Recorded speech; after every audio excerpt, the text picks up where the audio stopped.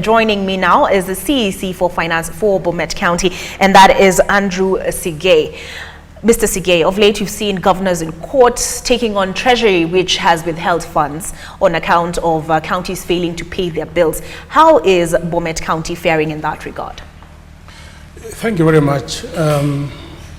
We have done very well in payment of pending bills. I think recently when you checked on the development so far, the National Treasury now has dropped Bomet from the list of the defaulters, if I may call. And right now, I think we are among the top 10, if not 15 counties which are doing very well in payment of pending bills. All right, so you say you are dropped from the list of defaulters. Exactly. So what is it that you got right eventually? Pardon? What is it that you've gotten right? Yeah, you know, all along we have been putting our case forward. You know, the figure which was in the media was wrong. It was erroneous. And by the time we were closing financial year 2018-2019, we were having pending bills of 290-something million.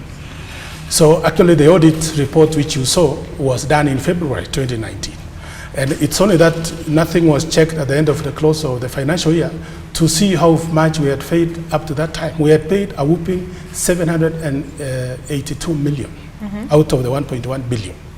So, and going forward, we are committed. We have put all the mechanisms in place. The approved budget has a big element of pending bills component.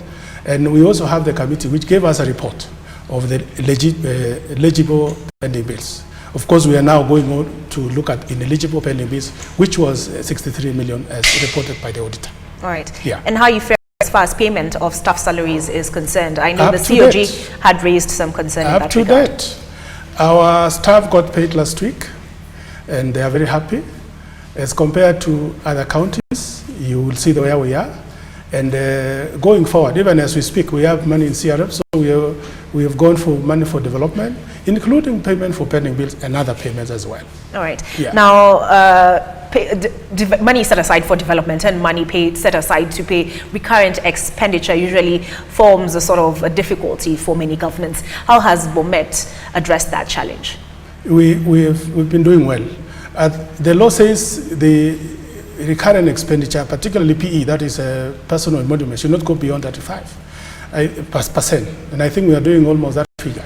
On O&M, we are doing less than 30%. And on recurrent, we are doing 36%. So we are giving a lot of priority to development expenditure. The only challenges, of course, we do have, just like many other, is the delay in terms of payment. So that very many times, you'll see money crossing forward, balances brought forward, and it is always taken into consideration in the first supplementary. Yeah, but where I sit, I know we are doing very well. It is only that nobody is telling our story right. Yeah, and we're doing it here today. For me, this is an opportunity. To tell the story, right? Yeah, and put the record straight. All right, I'm sure there are many competing interests where development is concerned. So what are your priority areas for this financial year? Priority areas we have, first of all, it is good for everybody to know that our budget is approved by the County Assembly. So even any misreporting is supposed to, you know, you've seen in the media that we are spending so much money in recurrent or development or no, on A&M. But this budget process is long. But at the end of the day, the County Assembly has the final say on what goes where. So let's start from there. The County Assembly has looked at the budget, they have approved. And this financial year, if you ask me, we are also putting a lot of priority on roads, water, and health. Those are the big three. And of course, now on the other side, we also have education, which is carrying a large share of our budget. ECD and FITIS is aligned. All right. Are you facing any challenges as far as absorption of those funds? Because delays in the release of those funds usually occasions a problem when it comes to absorption of those funds. Have you faced any such challenge? Not major problems. We've had problems, but not major problems. I will tell you that in the financial year 18-19, 30th June, we only crossed over with 700 million, which now in this financial year, we are going to bring it on board through the supplementary budget.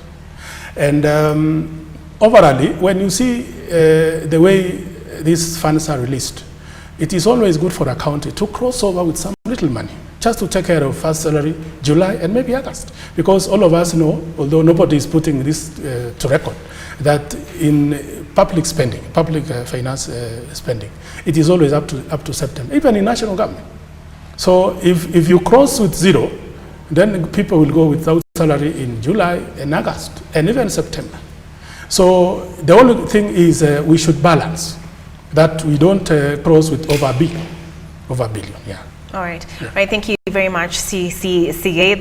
We're sitting down with the CEC Finance for Bomet County, and that is Andrew Sigei. We'll be delving deeper into the issues, or rather, as far as the development projects that are underway in Bomet County, and perhaps what challenges you may have faced and would like addressed in terms of the interrelationship with the national government. Those questions and more will be addressed by Mark Masai when he sits down with the governor, Hilary Barchok, on Sunday night.